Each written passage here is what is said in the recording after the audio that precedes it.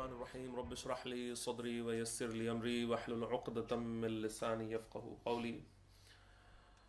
Dear brothers and sisters, first of all, I would like to thank the Jama'at of Leeds to have given me the opportunity to be here with you and address you and share some of the inshallah knowledge that I may have inshallah with you.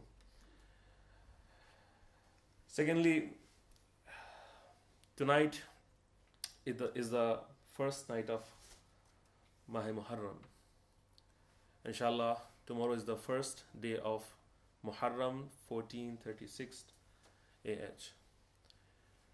And normally what happens is that people celebrate the first day of the calendar or first day of their year. If you see, for example, Hindus, they celebrate their first day of year. They have their own calendar. Iranians, they have like 14 days they celebrate the first 14 days of their year. But as Shias of Ahlul Bayt alayhim salam, we cannot do so. We cannot celebrate the beginning of the year of Islam or Islamic calendar. Why? Because of the love of Imam Hussein alayhi salam. Because of the mourning and azadari of Imam Hussein alayhi salam, we cannot celebrate these days. Rather, we start our year with the azadari, with the dhikr of Imam Hussein alayhi salam. Why do we do this azadari? Alhamdulillah, we all know about it. It is because Imam Hussein alayhi salam, together with his companions, was martyred in the Karbala, in the plains of Karbala, where all his companions and almost all his members of families, any male members of families were martyred, were killed, except for our fourth Imam Zainul Abidin alayhi salam.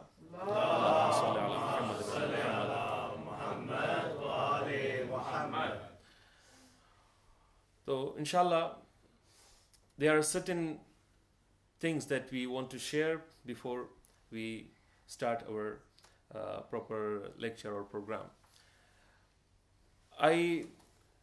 There are certain manners of azadari, certain things that we have to observe before even coming to this center or any center. Whenever we want to participate in the azadari of Imam Hussein alayhi salam, we should know that first of all we are going for ibadat, and one of the best of all the ibadah, because it is related to the love of Ahlul Bayt alayhim salam, and it is related to actually our iman, because our iman is not complete without the love of Ahlul Bayt alayhim salam. So when we want to participate in the azadari of Imam Hussein alayhi salam, we should know that we are going to actually do an ibadat which is related to our heart, our iman, our qulub. And it is, I can say it's very confidently, that it is the basis of all the other ibadat. When we come to this place, we are reminded about namaz. When we come to the azadari of Imam Hussein alayhi salam, we are reminded about roza, hajj, zakat, khums, and every other thing. And whatever is there in Islam, we learn from the azadari of Imam Hussein alayhi salam. So we should know that this azadari of Imam Hussein alayhi salam is very important, and there are certain manners that we should observe, that we should follow when we want to participate in the azadari of Imam Hussein alayhi salam. First of all, we should do wudu. If we want to come to the markaz, to the center, we should do wudu, because it will enhance our ibadat even more, and it will give a lot of confidence, a lot of concentration also, because it is mentioned, if you have in the riwayat, if you have a problem of focusing or concentration, do wudu. So when you do wudu, you will be alert. And you will always be conscious. Always be conscious. When you have done wudu, you are always conscious. You are alert, kind of. Your mind receives that subliminal message which is hidden behind this wudu. So when you are coming to the masjid, to the Imam Bada, you do wudu first. And it will increase your thawab also. And when we are coming to the masjid or Imam Bada here, it has been seen some people dress up like they are going to some kind of celebration. I'm not saying that you are doing it, but it has been seen some people, especially ladies' side. Some of them, they actually prepare themselves for coming to the Imam Bada in the way that they would prepare themselves for the celebration. So they should know, or we should know, that it is not a celebration. We should be appropriately dressed. So appearance is also very, very important, because if you look at the Imams alayhimus salam, when the first day of Muharram would approach, they would actually even remove their amama. In certain cases, that it has been said that they would throw away their amama. So as a Shia of Ahlul Bayt alayhimus salam, we should emulate them, we should follow them, we should try to do the same as they do. We should be punctual when we are coming to the Imam Bada. Sometimes, we make it a secondary thing. We do not give it a priority of, the way we would give priority to other things. No. Azadari of Imam Hussain alayhi salam should be the priority. Some other things could be put aside and they can wait. Okay, if there is an emergency, there is something urgent and it's something that is valid, it can be excused. Sharia says there is no problem. But if you love somebody, you would love that person and you will give that person priority in your life. That should come first. So Imam Hussain alayhi salam should come first. And also, and the message is already written there, when we come to the Imam Bada, try switching off your WhatsApp, your Viber, your mobiles, especially internet, so that there is no disturbance. There's no disturbance. And when we are in the masjid, Imam Bada, participating in the majlis, we should pay our full attention. We should listen attentively, because it is an ibadah, as I said, and one of the core things about ibadah is its concentration. If there is no concentration in the ibadah, for example, there is no khushu' in salat, and our heart, there is no presence of heart, and our heart is not there in the ibadah, then that ibadah is of not much use. Probably that physical structure of ibadah is there and we'll be rewarded for that even. But the maqsad, the purpose of ibadat is not just to attend the majlis as it would be like a custom or traditional thing. No. It's not just a tradition or just any other custom that we have to, come and participate in the majlis and that's it. We forget about it. No, it's not like that. It is a mission actually. It is a protest against zulm. It is a protest against zulm, and we are carrying the flag of Hazrat Abbas alayhi salam. Hazrat Abbas alayhi salam stood against what? Oppression, zulm, and he supported Imam Hussain alayhi salam with his life and everything. So when we come to the masjid, when we come to the Imam Bada majlis, we should come with that intention, that we are protesting against the zulm, against oppression. And you know about Imam Ali alayhi salam's this hadith, when he was talking to, he was actually, these are part of his last words actually, when he called Imam Hassan and Imam Hussain alayhi salam, when he was on his deathbed, he said, Kuna lidh-dhalime khasma walil madhlume auna. Kuna lidh-dhalime khasma. If you look at the wording that has been used by Imam Ali alayhi salam, he says, Yani both of you, I am advising both of you. It's not just an advice, it's a command from the Imam. He's saying be an enemy of Zalimin, all the oppressors. لِلظَّالِمِ خَصْمًا. So if there is any oppression going on, you cannot be quiet. We cannot be quiet as the followers of Imam Hussein alayhi salam, Imam Ali alayhi salam, because he's advising his sons, and they were imams, so they knew about it. So indirectly, it is for us. Imam alayhi salam is addressing us. He's saying, you cannot be quiet when you see zulm and oppression going on anywhere. Wherever you see zulm, you have to protest against it. You have to raise your voices. You have to do something about it. Otherwise, what would happen? Otherwise, you would be considered part of that zulm. You know, there is a very famous saying of some scholar, I don't remember his name properly. He says, the world suffers not because of the oppressors, but because of the people who choose to be quiet in front of zulm. You know, why? Whatever happened in Karbala? Why did it happen? Why did it take place at that time? Because the people at that time chose to remain silent.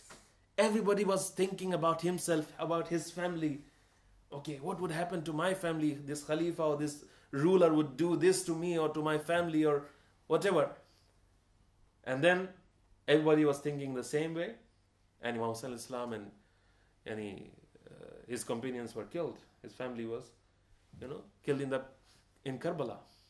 So this Karbala, this Azadari is a mission. The point is, the central idea why I am saying is that this Azadari is the mission of Imam Hussain alayhi salam. It is not just a custom or a traditional thing. कोई रस्म और रवाज जो है वो ये नहीं है, और ये it's a tribute to the martyrs of Karbala.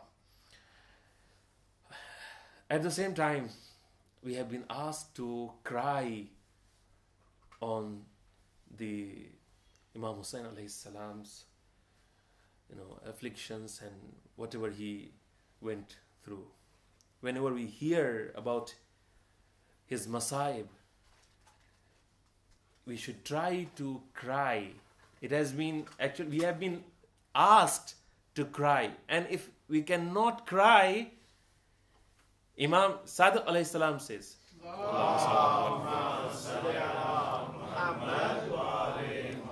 try to make the face of a person who is in trouble and who cries, actually. And this is the least that you can do. So when we hear the masaib of Imam Hussain al-Islam, we should try to cry.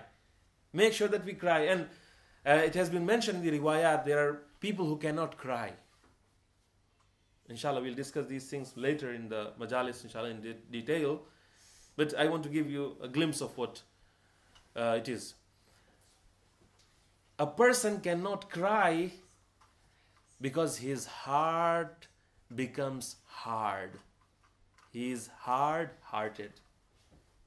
And how does a person become hard-hearted? Because of sins. There are certain sins that take mercy, kindness from the heart of a person. And when the mercy and that kindness is taken from the heart of a person, this person cannot cry. So it is something that we have been asked to do. So some people, feel ashamed, of crying over Imam Hussain alayhi salam. We have been asked to cry with voice. Raise your voice when you are crying over the Imam Hussain alayhi salam. We are doing the Azadari of Imam Hussain alayhi salam. It is mentioned actually, and inshallah I'm going to narrate this hadith of from our sixth Imam alayhi salam. And lastly, we are discussing the manners of Azadari. So last point is that this Azadari is also a kind of paying allegiance to our last Imam, Imam Zamana alayhi salam.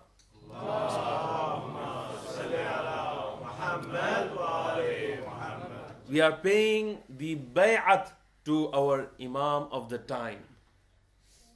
We are saying, "O Imam, I am ready for your reappearance. I am ready for your zuhur.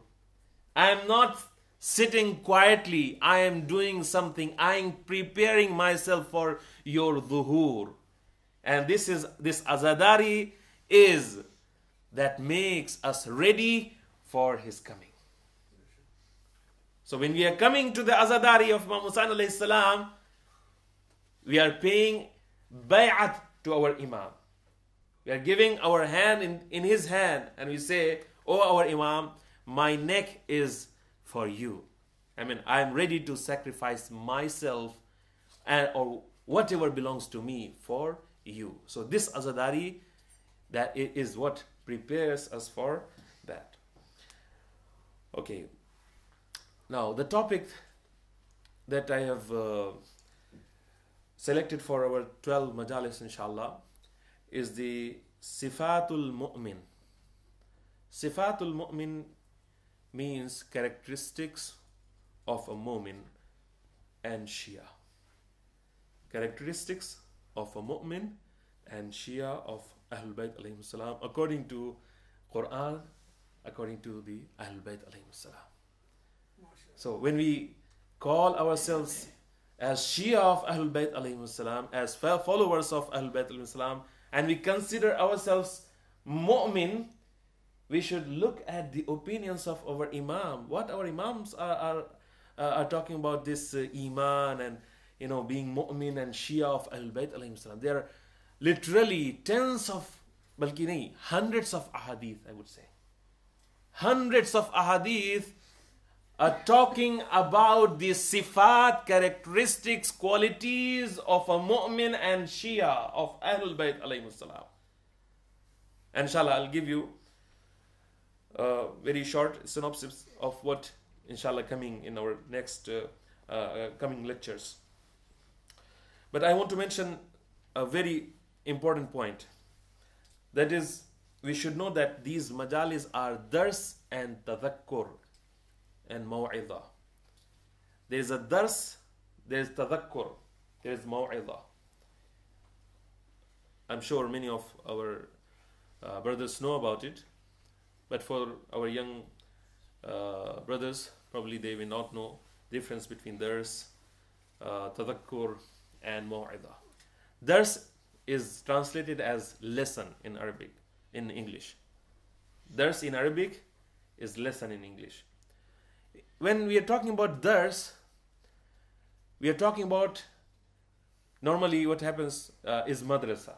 But we are not talking about just madrasa lesson. If you go to, for example, Iran, the people who go to the universities, they also go for dars. So dars is a common term for any lesson that a person takes. So dars, in a dars, a teacher teaches some new things. For example, when you attend university lesson, their classes, you learn some new things. Tadhakkur. Tadhakkur is a reminder. Tadhakkur is reminder. Mau'idah is exhortation. Some advice, some good advice for the hearts, actually. So, these majalis are basically tadhakkur. They are dars also, but tadhakkur. Because the Quran has asked us to remind each other, one another. Because sometimes we may know about some things, and I'm sure many of us know, mashallah, a lot about religion, about deen. But when it comes to practically applying it, we sometimes forget. So it has been made a duty of each and every single Muslim mu'min to remind his brother about his religious duties. So you can't, for example, ignore if you see a mu'min brother committing something which is against the religion, You cannot just shut your eyes and say, this is none of my business. Okay, you have been asked not to talk about it to someone else. I mean, you should not do ghibat of that mu'min. But you have been asked to go and politely advise, remind that mu'min brother. So these majalis are kind of reminder. Okay? So we may know about some things already. But when we are told that thing second time, third time, we get it gets ingrained in our mind. We know the importance of that thing. So this was a difference between dars, tazakkur and maw'idha. Maw'idha is advice, as I said. Okay, so the topics that I have selected for these 10 days or 12 days or 12 majalis are, for example, role of aql or intellect in the formation of belief of a mu'min. Aql, the basis of our usul-e-deen, roots of religion is aql. Without applying our aql, without using our aql, we cannot actually really gain that kind of aqidah or iman that Allah subhanahu wa ta'ala wants from us. And I'm sure many of you know the first mas'ala in Tawzihul Masail, Islamic laws of any actually mujtahid, Ayatollah Sistani, Ayatollah Khamenei or any other alim, you'll see that the first mas'ala is about this. They say a mu'min, a Shia, a Muslim is required to use his aql in what? To gain insight in usul-e-deen. Okay, you cannot use your aql when it comes to the namaz and roza and other ibadat. That is a secondary thing.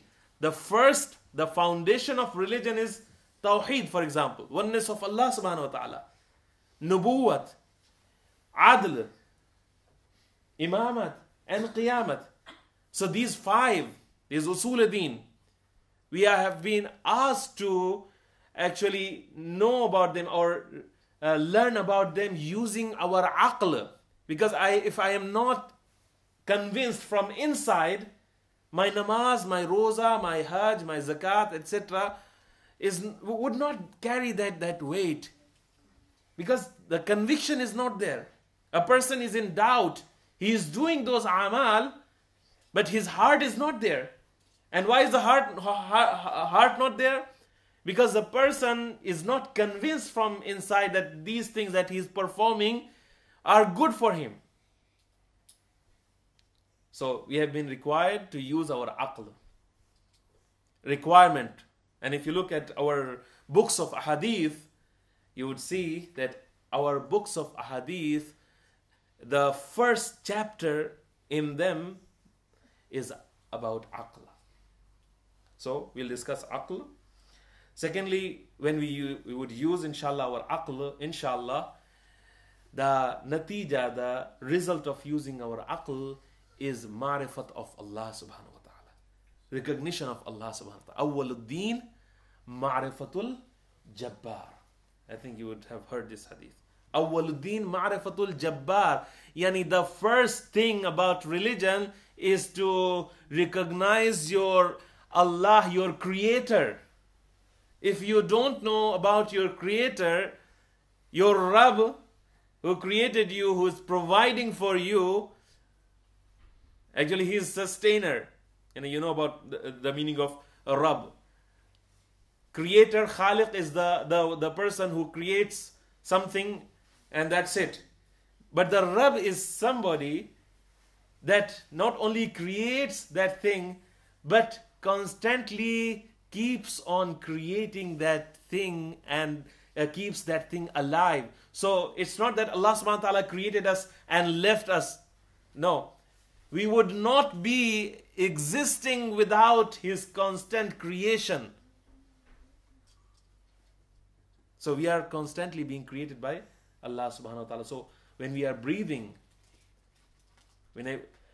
we are inhaling, for example, oxygen is from Allah subhanahu wa ta'ala. We have not created the oxygen, or no scientist has created it.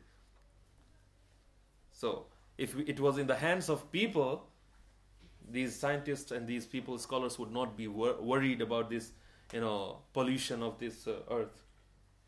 There's so much pollution, and they are so worried about it, global warming and things like that, because these things are not in our hands. Some people are invading other countries because of oil. They want to get oil from other countries.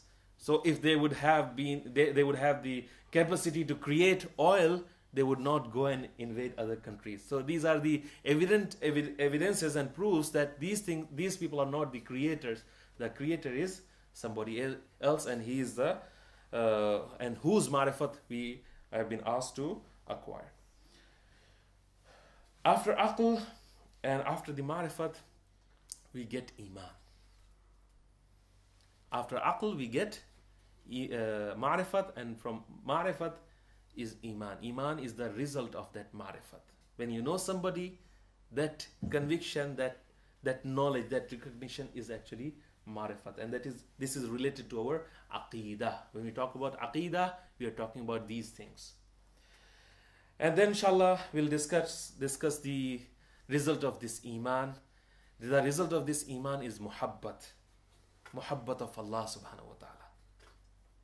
When we have muhabbat, when we have iman, it translates into muhabbat of Allah subhanahu wa ta'ala.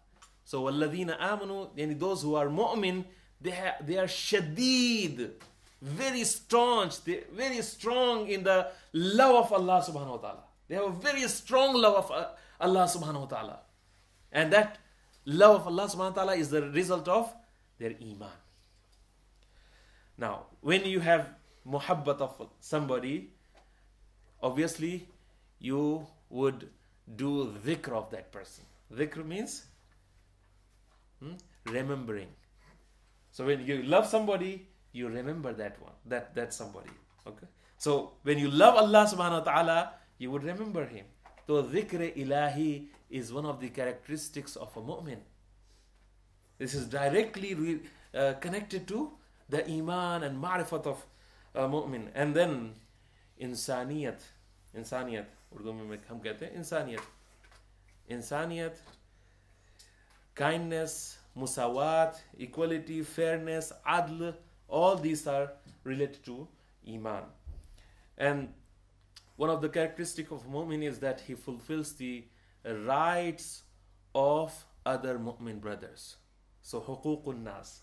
So inshallah we'll discuss that also, huququn nas. And then knowledge, inshallah. We will talk about very briefly knowledge, importance of knowledge, and how it helps us to acquire the marifat of Allah subhanahu wa ta'ala. And then taqwa of Allah subhanahu wa ta'ala. Because hudal lil muttaqeen alladhina yu'minuna bil ghaib. And you know the first second surah of the Holy Quran, Surah Al-Baqarah, Alif Lam Mim, dhalikal kitabu la rayba fi hudal lil muttaqeen. The Quran is a guidance for those who are muttaqi. So it is not it's not a guidance for everybody. No, it serves as a guide for those who are muttaqi, pious. And who are these muttaqis? The muttaqi are those people who are God conscious, God wary, and they put Allah subhanahu wa ta'ala before everything. They want to take a step, they first think about Allah subhanahu wa ta'ala, whether my God, my Lord, Allah likes this or not. So such a person is a righteous, and such a person is a muttaqi person. And then inshallah, ubudiyat of Allah subhanahu wa ta'ala. Inshallah we'll discuss that. And mu'min is a mujahid also. Mujahid means the one who does jihad. Okay, jihad it is been associated with killing other people. No, jihad is not killing other people. Inshallah we'll discuss that, inshallah, in some detail. And a mu'min is a very good worshipper and abid. He does a lot of ibadat. So he recites a lot of Quran. He does a lot of tadabbur of the Quran. He reflects the meaning, ayat of the Holy Quran, and he recites a lot of du'as and munajats, etc. We just have to look at the character of our Imams, alayhi salam. We would understand how they were muttaqi. Okay, and then when there's taqwa, we are talking about controlling our base worldly desires. And lastly, inshallah, if time would permit, we'll discuss, inshallah, disunity and ikhtilaf. A mu'min is not a person who creates fitna and disunity, etc., in a society or anywhere. He's a person who works as a link between others. He creates unity, not disunity. So inshallah, we'll discuss those things, inshallah, in our coming.